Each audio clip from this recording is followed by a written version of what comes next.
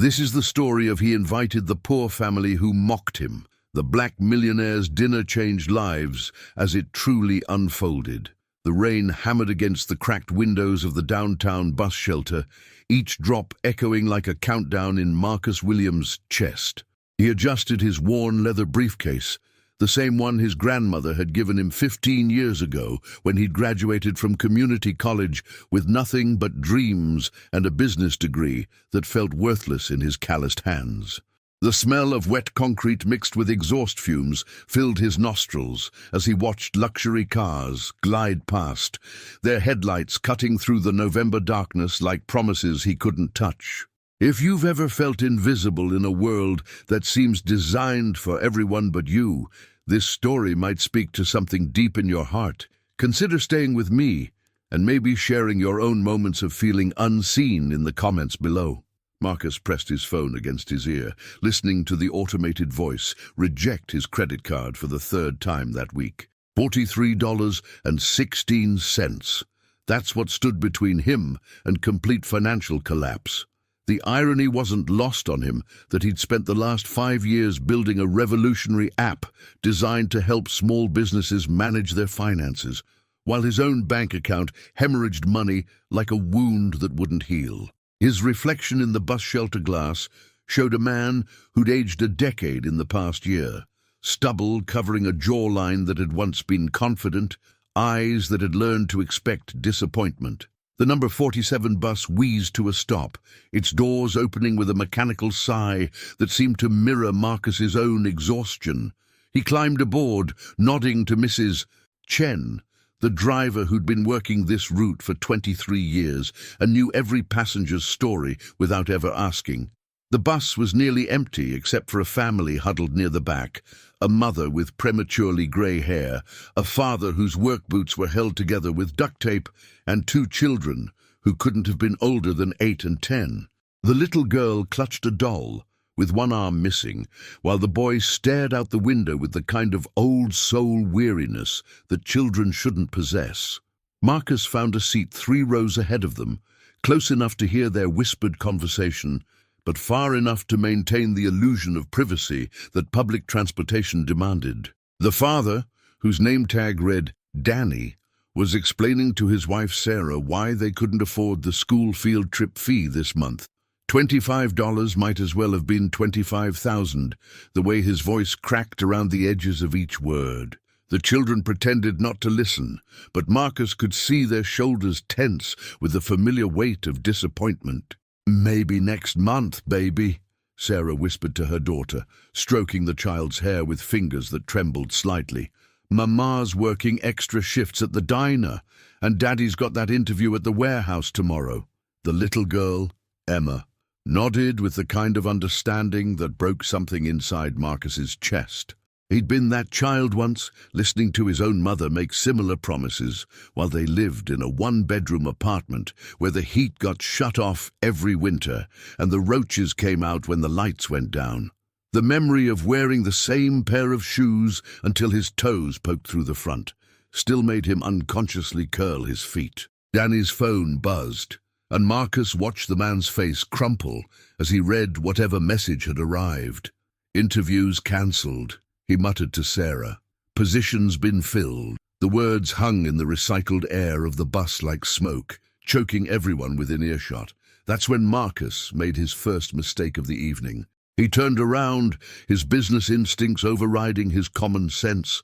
"Excuse me," he said, his voice carrying the careful pronunciation he'd learned in college to mask his South Side accent. "I couldn't help but overhear. What kind of work are you looking for?" Danny's eyes narrowed with the suspicion of a man who'd learned that strangers offering help usually wanted something in return. "Warehouse work, mostly, loading, unloading. Got my forklift certification last year." His voice carried the defensive edge of someone tired of explaining why he was qualified for jobs that wouldn't hire him. Marcus reached into his briefcase and pulled out a business card, one of the 500 he'd optimistically ordered when he'd first launched his company. "I might know someone who's hiring. Williams Financial Solutions. We work with a lot of small businesses in the area."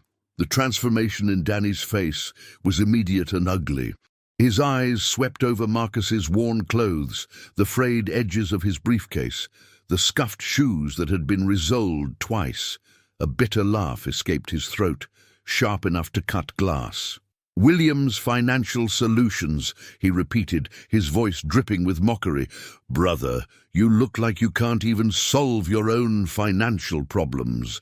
What you gonna do for me?" Sarah placed a warning hand on her husband's arm, but the dam had already broken. "Danny, don't—" "Nah, Sarah, this is Rich. This dude sitting on the same broke-down bus as us, wearing shoes older than our kids, trying to act like he's some kind of businessman." Danny's voice rose enough to draw stares from the other passengers.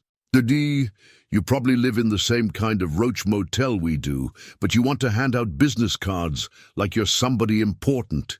The words hit Marcus like physical blows, each one finding the soft spots in his armor that he'd spent years trying to reinforce. The little boy, Tommy, tugged at his father's sleeve. "Dad, maybe he's just trying to help." "Help?" Danny's laugh was harsh, bitter. "Son, let me teach you something about the world. When somebody who looks just as broke as you tries to offer help, they're either lying or they're stupid. And I don't got time for either one." Marcus felt his face burn with humiliation, the familiar heat that had followed him through childhood when classmates mocked his second-hand clothes and empty lunch tray. He wanted to tell Danny about the 3 patents pending on his financial software, about the meetings with venture capitalists who'd called his ideas innovative but premature, about the small businesses already using his beta platform to increase their profits by an average of 37%. Instead, he folded the business card back into his wallet and turned around, staring at his reflection in the bus window as the city lights blurred past. The family got off at the next stop, and Marcus watched them disappear into the maze of apartment buildings that lined Crenshaw Boulevard. Danny's words echoed in his head, mixing with every doubt he'd ever harbored about his own worth. Maybe the man was right. Maybe Marcus was just another dreamer with empty pockets and expensive ideas, riding the bus because his car had been repossessed 3 months ago. But something else stirred beneath the humiliation. A memory of his grandmother's voice, the woman who'd raised him after his parents died in a car accident when he was 12. "Da baby," she used to say while they shared a can of soup for dinner. "Sometimes the world's gonna try to tell you who you are based on what you don't have. Don't you let them. You know who you are in here." She'd tap his chest with her finger, right over his heart. "And one day, when you got the power to change things, you remember what it felt like to be hungry. You remember what it felt like to be invisible." Marcus pulled out his phone and opened the email app, scrolling through the messages he'd been too afraid to read for the past week.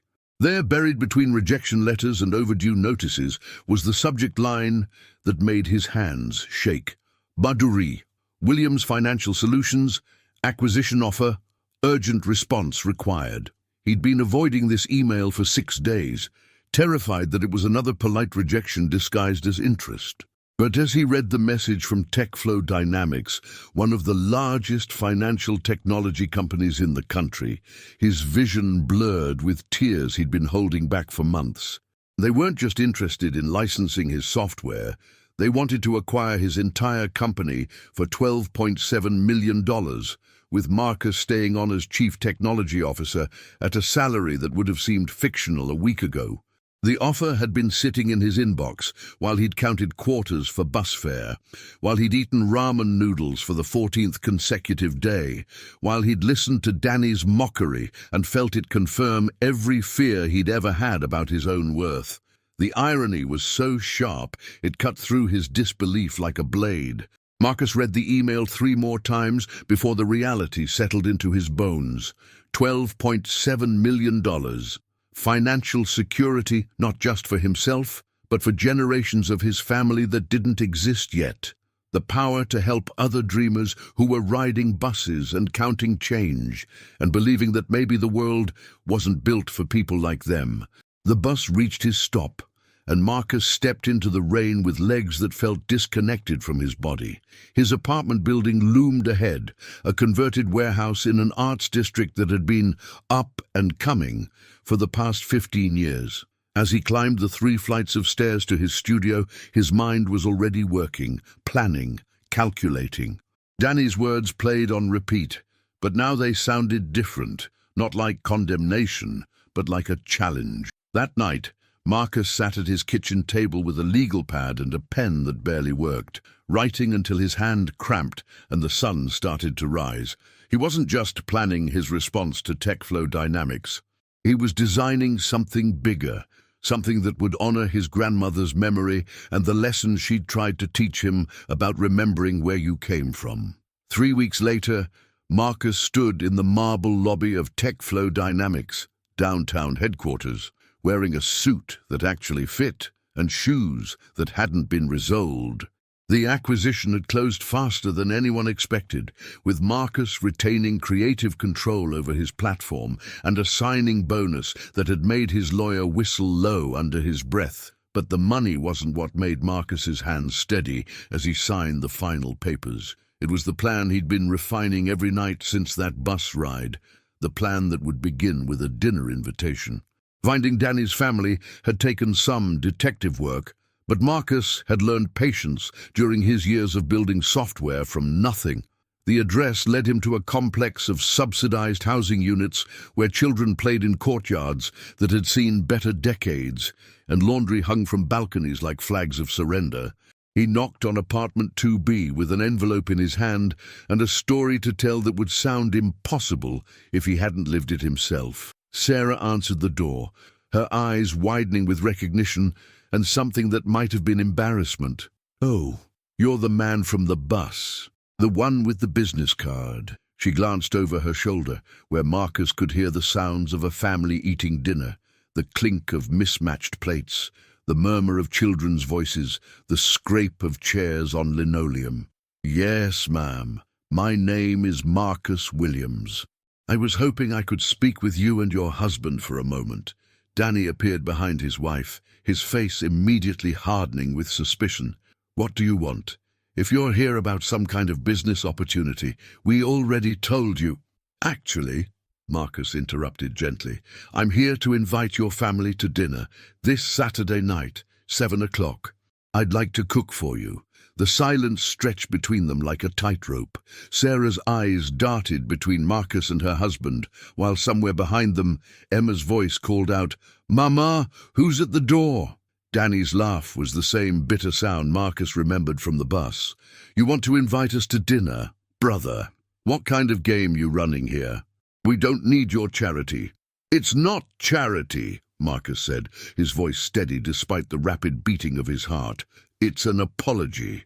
And maybe, if you'll let me, it's a chance to show you something about assumptions and second chances and what happens when we stop seeing each other as strangers." He held out the envelope, which contained not money or business propositions, but something simpler and more complicated, a handwritten letter explaining who he was, what had happened in the 3 weeks since their bus encounter, and why he believed that sharing a meal could change more than just one evening. Sarah took the envelope with hands that trembled slightly. "Why?" she asked, her voice barely above a whisper. "Why would you want to do this?" Marcus thought about his grandmother, about the nights they'd shared soup and stories and dreams that seemed too big for their tiny apartment. He thought about the boy he'd been, invisible and hungry and certain that the world wasn't made for people like him. He thought about the man he'd become, and the responsibility that came with having the power to prove that assumptions could be wrong and that kindness could be revolutionary. "Because," he said, 3 weeks ago, "your husband was right about how I looked. I was broke, I was scared, and I was riding the bus because I couldn't afford anything else. But he was wrong about who I was, and I think maybe I was wrong about who you are too. I'd like the chance for all of us to start over." Danny's expression shifted, confusion replacing hostility. "What are you talking about? You saying you're not broke anymore?" Marcus smiled, the first genuine smile he'd felt in months. "I'm saying that 3 weeks ago, I was a failed entrepreneur with $43 to his name. Today, I'm the chief technology officer of a $12 million company. And tomorrow, if you'll let me, I'd like to be the man who cooks dinner for a family that taught me something important about dignity and assumptions and the stories we tell ourselves about strangers. The envelope trembled in Sarah's hands. Behind her, Marcus could hear the children's voices growing curious, asking questions their parents couldn't yet answer. The hallway smelled like a dozen different dinners cooking, like lives being lived in small spaces with big hearts, like the kind of community that Marcus had almost forgotten existed. "Read the letter," Marcus said gently. "Talk it over as a family. The address is in there, along with my phone number. If you decide to come, I promise you'll leave with full stomachs and maybe a different story about what's possible when we stop judging books by their covers." He turned to leave, then paused. "And Danny? You were right about one thing. I do remember what it feels like to be hungry. I remember what it feels like to be invisible. That's exactly why I want to cook for you." Saturday evening arrived with the kind of crisp autumn air that made the city feel full of possibilities. Marcus had spent the week transforming his studio apartment into something that could accommodate a family dinner, borrowing chairs from neighbors and buying dishes that matched for the first time in his adult life. The menu was deliberate. His grandmother's recipe for pot roast, cornbread made from scratch, green beans seasoned with ham hocks, and sweet potato pie that had taken him 3 attempts to get right. At 6:30, Marcus stood in his kitchen, wearing an apron that had belonged to his grandmother and trying to calm the nervous energy that made his hands shake as he checked the roast for the 5th time. He'd extended the invitation with no expectations, knowing that pride could be a powerful barrier and that trust, once broken, took time to rebuild. If they didn't come, he'd eat pot roast for a week and consider it a lesson learned about the complexity of human dignity. At 7:03, a soft knock echoed through the apartment. Marcus wiped his hands on his apron and opened the door to find the family standing in his hallway, dressed in what were clearly their best clothes. Sarah wore a dress that had been carefully mended at the seams, while Danny sported a tie that might have been borrowed. The children flanked their parents like small soldiers, Emma clutching the same one-armed doll, and Tommy wearing sneakers that had been scrubbed clean but couldn't hide their age. "We came," Sarah said simply, her voice carrying a mixture of curiosity and caution. "I'm glad," Marcus replied, stepping aside to welcome them into his space. "I was hoping you would." The apartment had been transformed by more than just borrowed furniture. Marcus had hung photos on the walls, pictures of his grandmother, of the community college graduation that had seemed so important at the time, of the small businesses that had believed in his software before anyone else did. The space told a story of journey rather than arrival, of struggle that had led to success but hadn't erased the memory of harder times. Danny's eyes swept the room, taking in details that Marcus could see him cataloguing and reassessing. The furniture was nice, but not ostentatious, the kind of comfortable middle-class setup that suggested success without flaunting it. The kitchen smelled like home, like the kind of meal that took time and attention and love to prepare properly. "Like something smells incredible," Emma said, her shyness melting in the face of genuine hunger. "That would be my grandmother's pot roast," Marcus said, crouching down to Emma's eye level. "She taught me that the secret ingredient is patience. You can't rush good food, just like you can't rush getting to know good people." Tommy stepped forward, his curiosity overcoming his caution. "Is that really your grandmother?"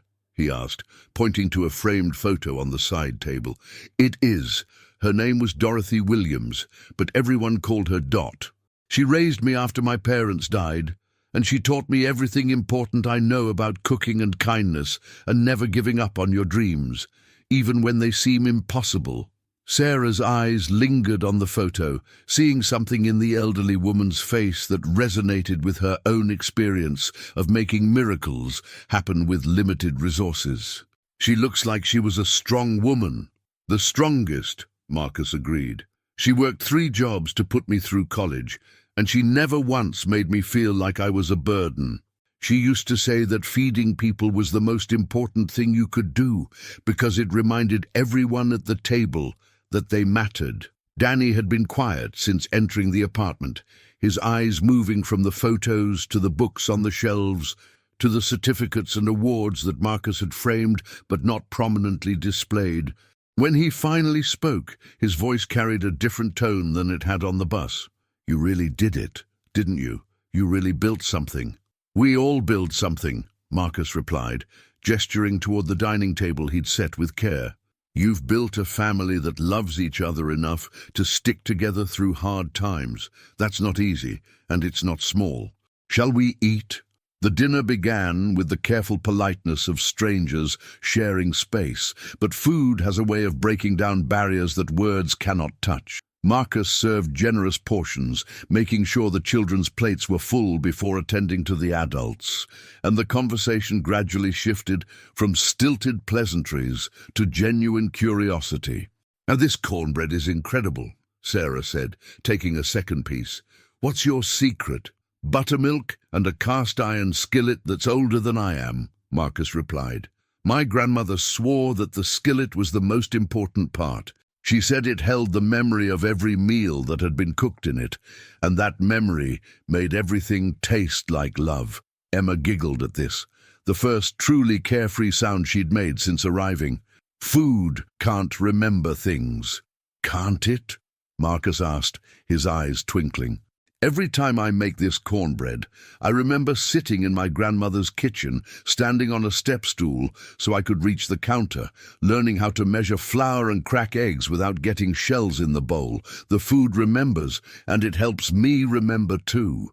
Tommy considered this seriously, the way children do when adults treat their questions with respect. "What else do you remember?" Marcus paused, his fork halfway to his mouth, considering how much truth to share with children who had already seen more of life's harsh realities than they should have. "I remember being hungry sometimes. I remember my grandmother working so hard that she'd fall asleep at the kitchen table, still wearing her uniform from the diner where she worked nights. I remember feeling like the world was too big and I was too small, and wondering if I'd ever be able to change anything." Danny's chewing slowed, his attention fully focused on Marcus for the first time since they'd sat down. "When did that change?" "Honestly, 3 weeks ago when I got an email that changed my life. But also, gradually, over years of small choices and small victories, and learning that being broke doesn't mean being broken." Marcus met Danny's eyes across the table. "And it changed again last week, when I realized that success doesn't mean anything if you forget where you came from, or if you use it to build walls instead of bridges." The silence that followed wasn't uncomfortable. It was the kind of quiet that comes when people are processing truth, when assumptions are being examined and found wanting. Sarah reached for her husband's hand under the table, a gesture of support that Marcus pretended not to notice. "Why did you really invite us here?" Danny asked finally, his voice stripped of defensiveness. And don't say it's just about apologies or second chances. There's something else." Marcus set down his fork and leaned back in his chair, considering his words carefully. This was the moment he'd been building toward, the question that would determine whether the evening was just a nice meal or the beginning of something transformative. "Because," he said 3 weeks ago, "you held up a mirror that I didn't want to look into. You saw a man who looked broke and desperate and trying too hard to be something he wasn't. And you were right, except for one thing. I wasn't trying to be something I wasn't. I was trying to be something I was, but that I was afraid to claim." He gestured around the apartment, at the evidence of a life that had been rebuilt from the ground up. "This isn't about proving you wrong, Danny. This is about proving that we were both right. You were right that I looked like someone who was struggling, because I was right that I had something to offer, even when I couldn't see it myself." Marcus stood and walked to his kitchen, returning with a folder that he placed on the table between the salt and pepper shakers. "But mostly, I invited you here because I want to offer you something real, not charity, not pity, but an opportunity." Danny's eyes narrowed with familiar suspicion. What kind of opportunity? The kind that comes with a steady paycheck, health insurance, and the chance to use that forklift certification you mentioned. Marcus opened the folder to reveal a job description and employment contract. TechFlow Dynamics is opening a new distribution center here in the city.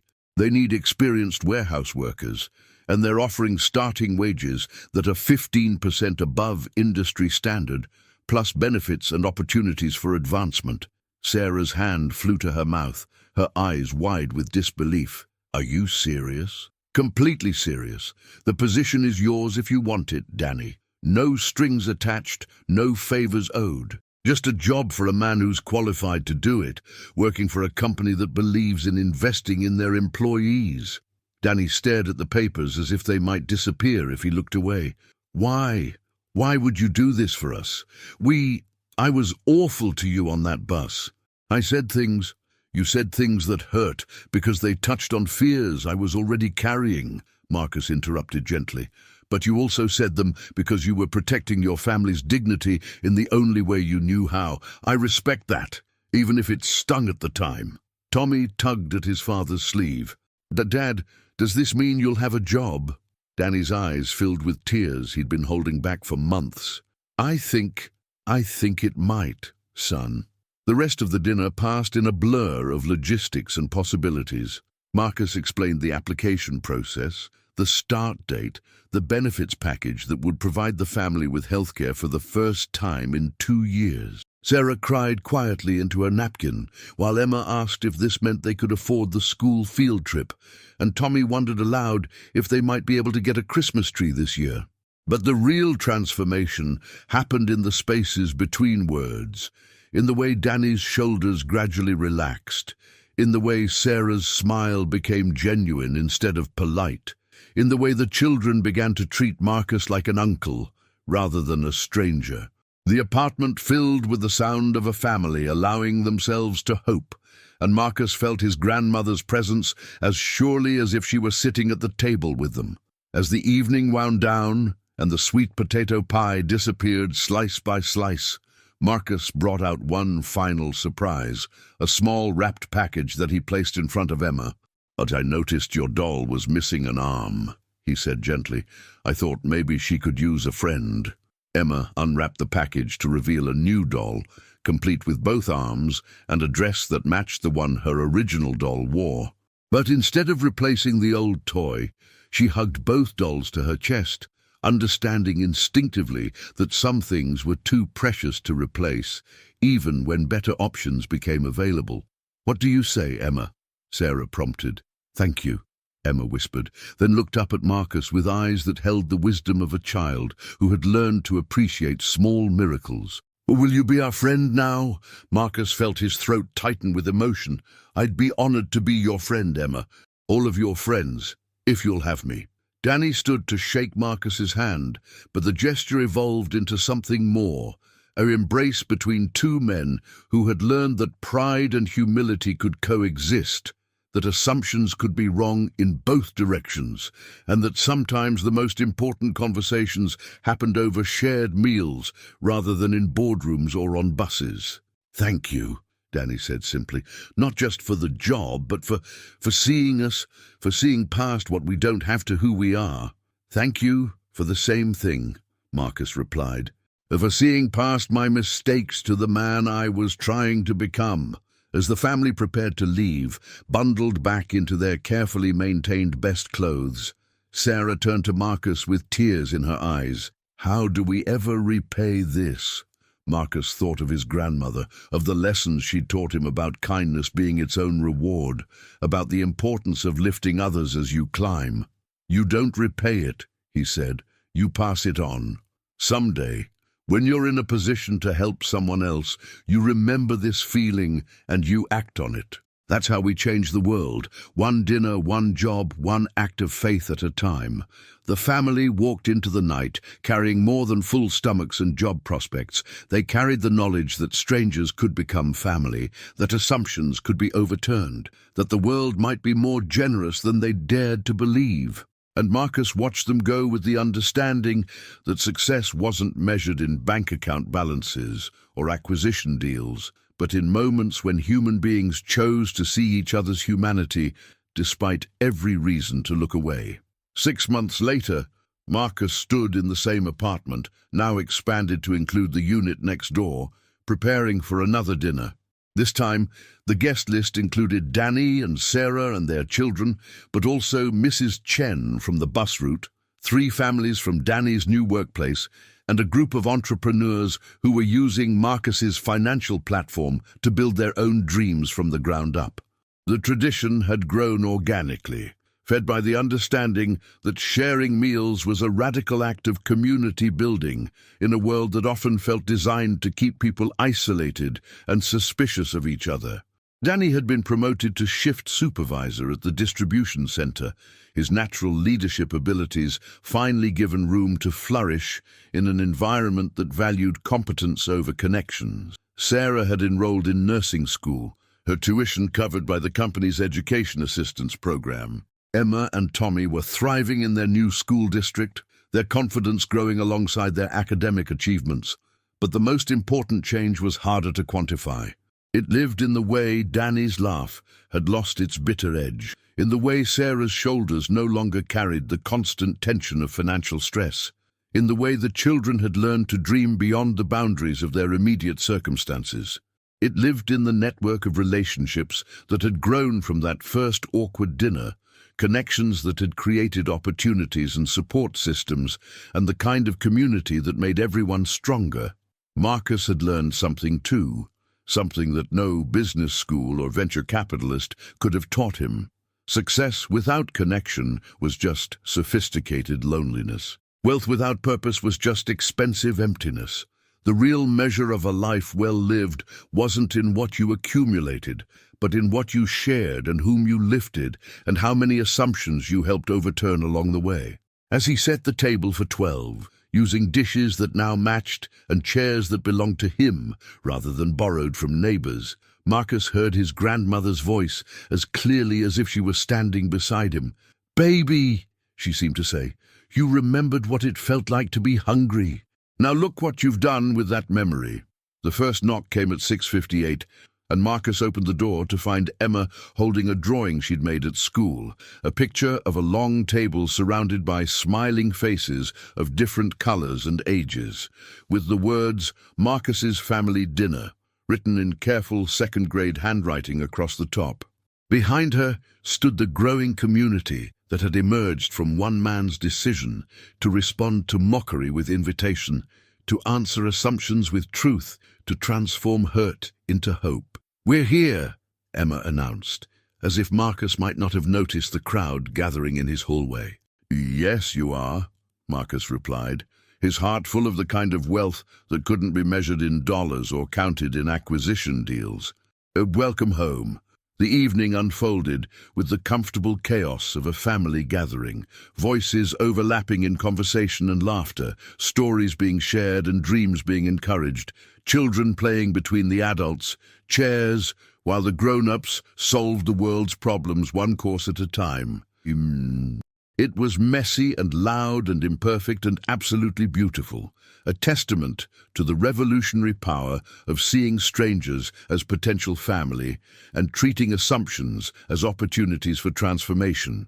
And somewhere in the midst of it all, as Marcus watched Danny help Tommy with his homework while Sarah shared nursing school stories with Mrs. Chen, he understood that this was what his grandmother had been preparing him for all along. Not just success, but significance. Not just achievement, but connection. Not just the ability to change his own life, but the wisdom to use that change to transform the lives of others. If this story of unexpected connections and transformed assumptions has touched something in your heart, I'd love to hear about a time when someone surprised you by seeing past your circumstances to your potential. Share your story in the comments below, because every act of recognition, every moment of seeing each other's humanity adds another thread to the fabric of community that makes us all stronger. And if this ending has given you hope that kindness can indeed be revolutionary, consider sharing it with someone who needs to remember that assumptions can be overturned and that strangers can become family over the simple act of sharing a meal.